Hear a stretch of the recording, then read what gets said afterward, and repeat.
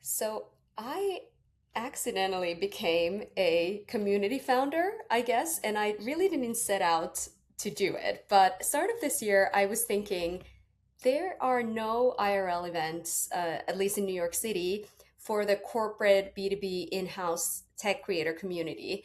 And I've met so many amazing people at other events this past year that I kind of just had this crazy idea. What if I just threw it myself? And I was thinking maybe we'll do a happy hour with like 15, 20 people. And then all of a sudden, our friends at Air, actually, Alex Mano, she offered me the space. And I brought on now my co founder, Lana Ivory, on board to launch and host the event together. And somehow we ended up with a guest list of 100 people, and over 55 showed up. We got 100? 100 people. We got Social Media Week to sponsor the event, and we just had it this past Monday, and it was a brilliant, brilliant night. And I just never thought that there's such power in community, you know? I had the most FOMO ever not being able to attend this event. And I think we'll get into this more, but the content did make me feel like I was part of this crew, though. So you guys did an excellent job sort of posting about it and literally co creating a community in the feed. Um, I'm obsessed with how all of this turned out, and there's so much to unpack. But community is where it's at. But don't put LinkedIn on the side in terms of tools to grow a community and connect people.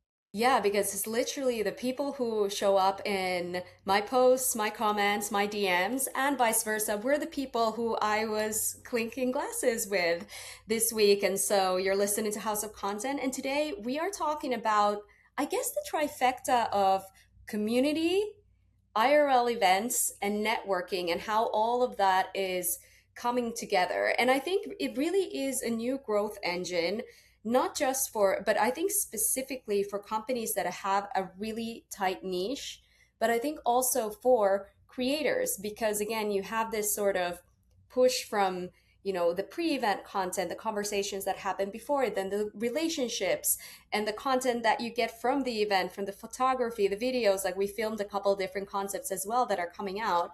But I think it's really interesting how content now is becoming the entry point, I guess, um, for relationships, right? Have you noticed that? Yes, and there's been multiple people on my LinkedIn feed sort of like unpacking their internet friendships from sort of a professional POV. I feel like we all in the beginning of TikTok, we saw all these stories of people even meeting their partner on TikTok. I feel like for at least a little bit, Yeah. people making friends in the comments, but I feel like now that's transferred over to LinkedIn and people actually supporting each other, connecting with people that are sort of in a similar moment in time in their career, and then after chatting for a while actually meeting up at a professional event. And to your point, the events can be things that are more geared towards the corporate creator, just like you guys did. And it's super interesting how these are like professional friendships, not just internet friendships. And I have to remind again that the reason that this podcast exists is exactly because of LinkedIn DMs, where Mel slid into mine and then both of us slid into yours on Instagram, I believe. And Basically. here we are. We were the pioneers of this, essentially. That's what I'm Totally. saying. But I think we're seeing this also with, yeah, we're seeing this with some other creators like Maggie Sellers, who we both follow. So Hot Smart Rich, which started out very much as a content play, she has then built that into curated events. I think she's even, I think what's pretty smart about how she is scaling it is that I believe she has these people she calls angels in different cities who are curating those events. And then there is a global WhatsApp group that is broken down by cities. And I have actually found friends from that group. I have found people who have joined our events. And so I think there is really something to be said about being able to, because on social, you're always living on rented land. if you're able to Mhm. bring those people from the comments and the likes and the follows into a room, there really is like that monetary value as well behind that. And I think it's really interesting. Why does it make me think about, you know, when people are dating, the advice is always like try to get out of the app as soon as possible to take the conversation to a different channel. And now we're kind of trying to take some of these comment conversations into IRL and into events. And I feel like that's a good advice too of like how to actually connect IRL. Like I'm excited for some of the events that we're going to be at. I'll be at Social Hmm. Media Week. You'll be there as well, coming from another event. And so, as soon as I said that I would be there, I had so many people hitting me up on the side to connect IRL. And I was sort of having this moment of like, oh my god, like having coffee with someone, is this the new like, ooh, how exciting. And like post like pre-COVID, I feel like we were doing events. Like events in themselves is nothing new, obviously, but I feel like looking at events now, it's not just the event. Like it is like meeting up with people that you've connected online but never ever met, even though you may have been chatting for a very long time, or sort of like fangirling their career or otherwise supporting them like quite actively. Seeing people IRL like that, but also there's a content component to it. I know we're planning to create some content for a partnership when we're actually together. And so the event becomes sort of like a centerpiece for connection and community and meeting up with people, but also for creating content that feels exciting for others to see at the same time. Yes, and I think by the time this goes out, we'll also have the collab out. So I think we can say what it is. So back in, when was this? I think this was in December, Yanni. You actually wrote on LinkedIn about Mhm. how you're renting your clothes from Bento because, you know, you're always on the go, you're at different events, but you're pitching, you're in rooms, you have to look professional, and you just had a baby. And so renting clothes is something that allows you to expand your wardrobe, but it's Yeah, funny really enough, this um shirt is rented from Bento as well. thank you. So I'm Thank you, doing it. Bento. You're doing it.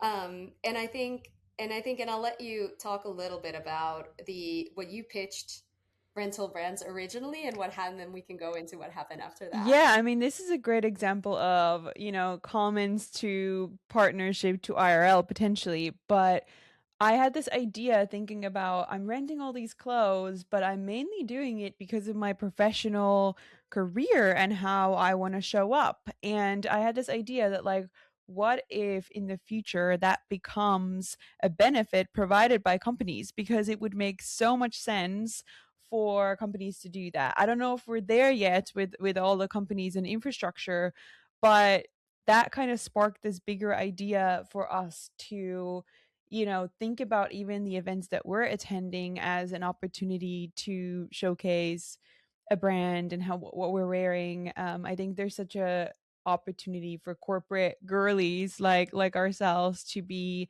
outfitted. But I'm also like excited for maybe a future where the companies are offering that, understanding the benefit of that for them, but also the people.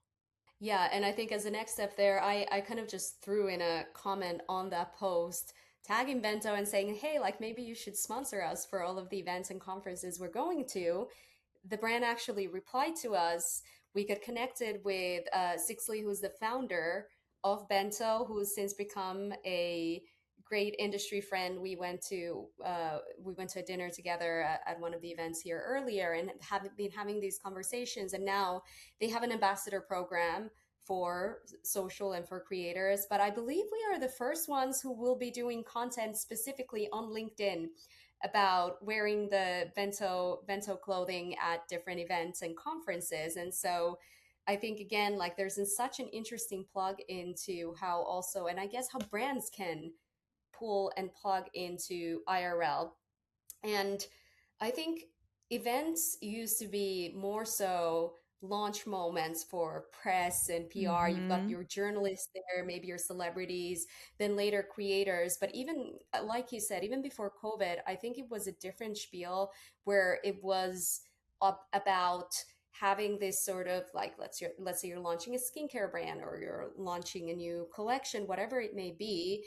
It was very much in like this is experiential marketing. It wasn't seen as a community play, and it was very exclusionary from your like wider audiences, unless it was one of those like bigger activations where it's like, oh, today we're like sampling this skincare brand in Times Square, like that was sort of the old playbook.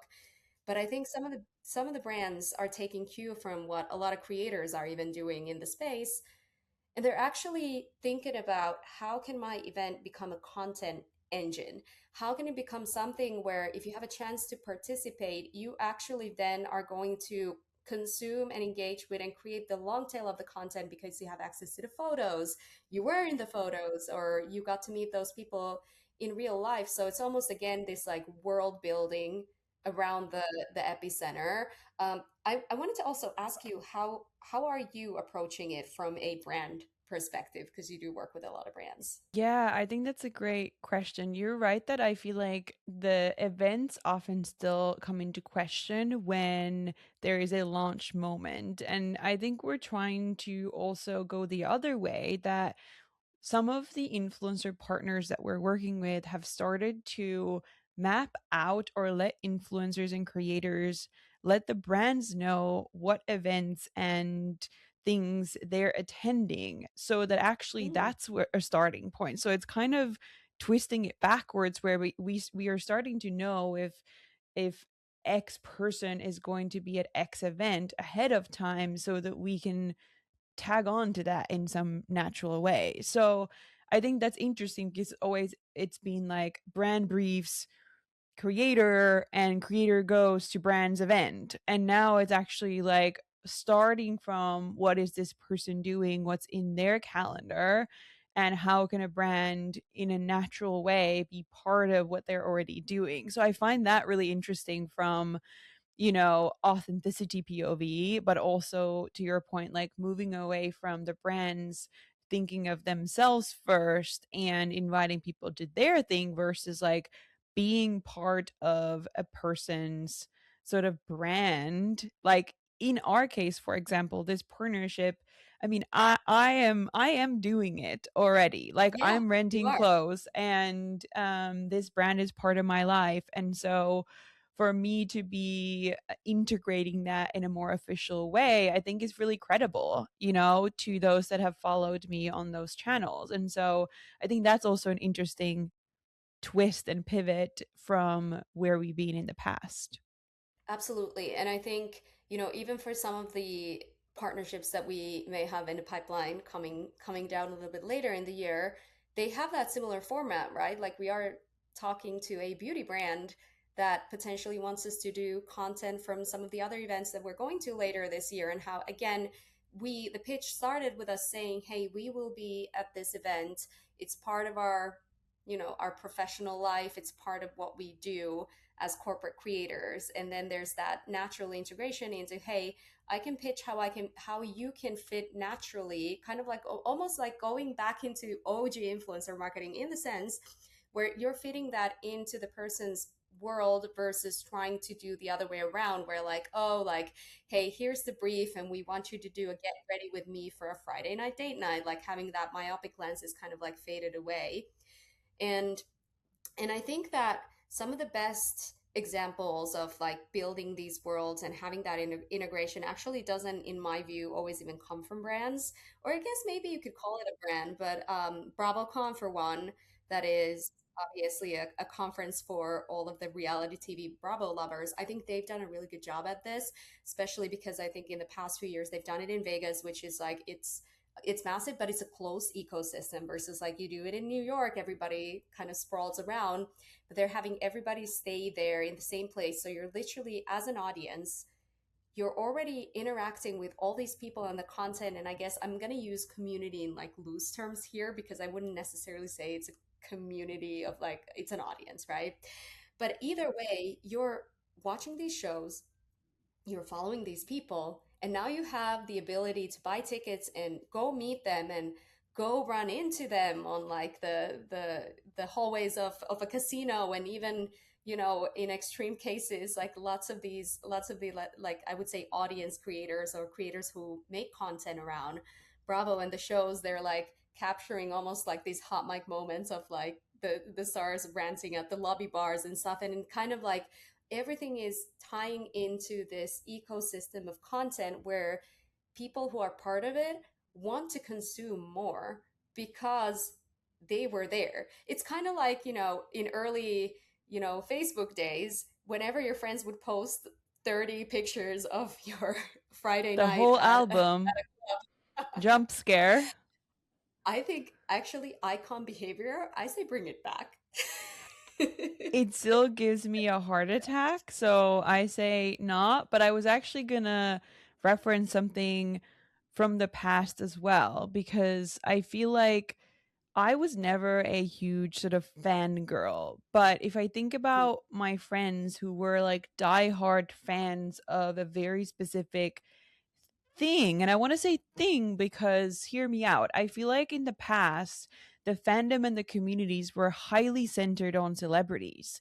And when I Mhm, look at some of these communities now, it's more like shared interest. Like we're not obsessing over a specific celebrity only. Like there's so much more to being part of that community than sort of obsessing over a singular person or let's say a band. And what's interesting is like I've joined a couple of these like community events, and the first one I can remember from just my early LA explorations mhm, was joining a community walk by form, mm, which is essentially a workout app, but now obviously very hyped for their sports fits as well. But I actually haven't used the app so much so, but I feel like I really resonated with the founders and the message in the community itself enough to join this community walk. And I know a couple of people that came. I met with them. I had friends that I brought along, but I know that at least two people formed long-term friendships just from that one walk, because we were meeting people that were highly ambitious, wanted to take care of their health, were into fitness, like their little hot girl walks, whatever that was at that mhm. time. But I think it's interesting to think about how fandom and community used to be like one and the same. And I feel like this is less about fandom and much more about forming community with others like yourself. And I think that that gives me an idea. Maybe the next time you're in New York, we need to do a House of Content walking in Central Park. So Literally, I if there's would love that. I think it would be a mix of over obsessing over a very good fit and then talking all things business at the same time. Mhm, mhm. And also turning that into a full blown content opportunity, something like that. Walk of my I think dreams. absolutely. I think we're gonna make it happen. We'll offline this and we'll send you the Luma link once that's up. Um, anyways, I think that's a good one. That's actually a good segue into how networking is actually almost becoming both visible, it's becoming content, and then it's also becoming a an epicenter for deal making as well. And Mm-hmm. so I think especially in the realm of creators, it is, and I was just talking about this after the event with my husband who came there, and he said it's so interesting that whenever you go to industry events with creative professionals, so creative directors, people with Mm-hmm. strategists working in the industry, a lot of the times their conversations actually center around work. So Yeah. the work that was produced and the craft and the outcome. And he noticed that in the room, creators are mostly talking about the business of being a creator. And I said, look, for creators, there it's kind of almost weird to maybe like to go to another creator and say like, hey, like show me your content, or let's talk about a piece of content that you did, right? Yeah. It would be completely normal to say like to a creative director like me going to you like, hey, can you show me like the latest Levi's campaign that's out that you've done? Normal Yeah. conversation. if I came to you to ask you like what's your latest viral TikTok, that's cringe. That's weird, right? And I think Yeah. there's that distinction. Yeah, and I think there's that distinction, especially in the creator industry, where networking very much is a part of also learning and development, because you're coming to the room and saying like, okay, so I'm like, even for me putting together an event for the first time, how do I bill contractors, Mhm. who pays for what, and like kind of all of these like behind Like the scenes logistical admin and business things. operation. Mhm. Yes. And so when creators get into a room, they want to talk about how are you making deals, who's your lawyer, who to use for photography. And I think very much there is this layer of networking that used to be about like what's in it for me. It's more about what can I share that is valuable to my community, and they're going to give that back as well. Like what doors can I help open? Like those were the conversations that happened in the room also on Monday. Yeah, that makes so much sense, and it's hard because I feel like I'm both in one person Yeah.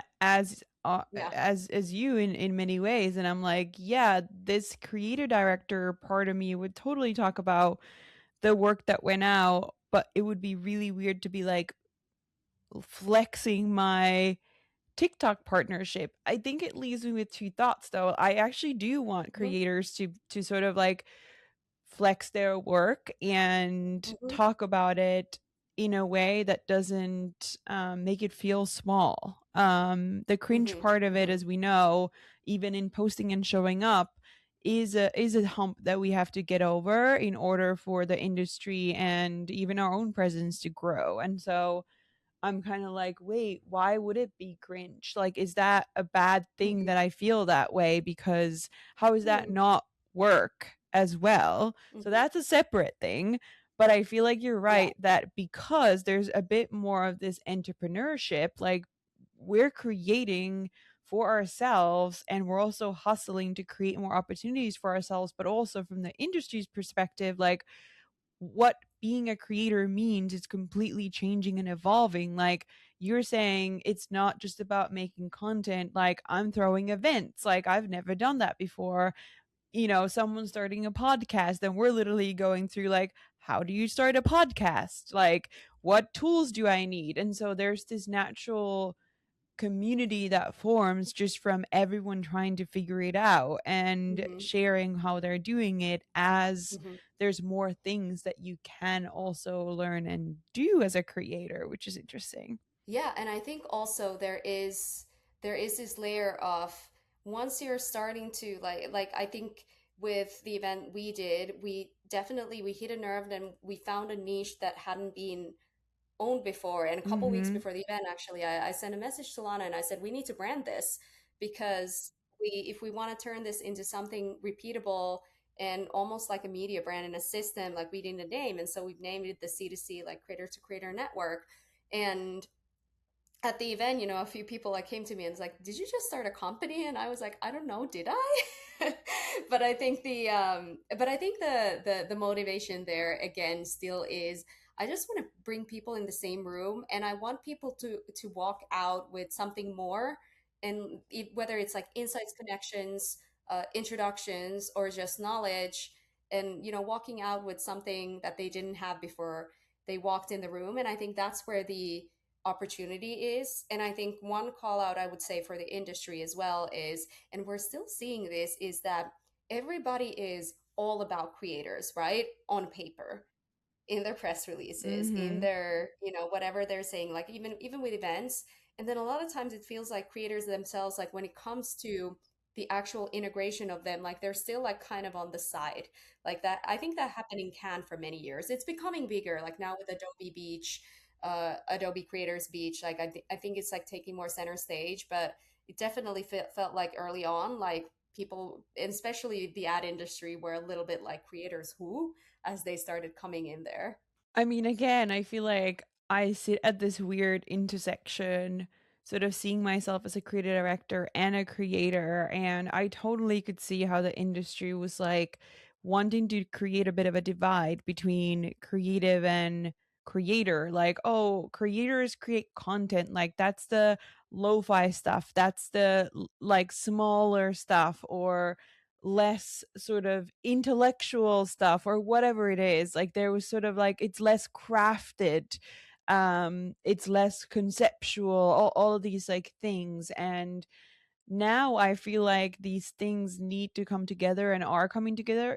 Like it doesn't mean that you don't need creatives in the sense that we've got creatives now, but I think that like things are starting to blend because the work that creators are doing is geared towards the channels, the audiences, the sort of like behavior of social media. And that's also, the craft of that is obviously getting better and better and better. And what is craft even could be a whole separate conversation, and I'm sure your husband's like spinning when he hears this podcast, and I can follow up on that combo with him. But it Maybe you is can have him interesting. on as a house guest. No, no, exactly. But like I can totally see that because I'm always thinking about these things when I'm kind of switching between the roles that I have, and Hmm. even now noticing Hmm. that they are like coming together. And Can will be super interesting because, as we know, the creator track is getting bigger. There's going to be a lot more creators present. What's going to be really weird for us, I think, to see, having been in Can for so many years, especially you as like a very dedicated goer, if like people are starting to talk about it as completely new, kind of like European summer, and we're over here like being from Europe, like did we invent Europe and Aperol spritz now? So even that's like going to be interesting because I feel like there's going to Hmm. be a lot more people drawn towards this event because more creators Hmm. will be sharing about them Yeah, being there. So anyways, net yeah. net, I think creative and creators are coming closer together for Mm. sure right now.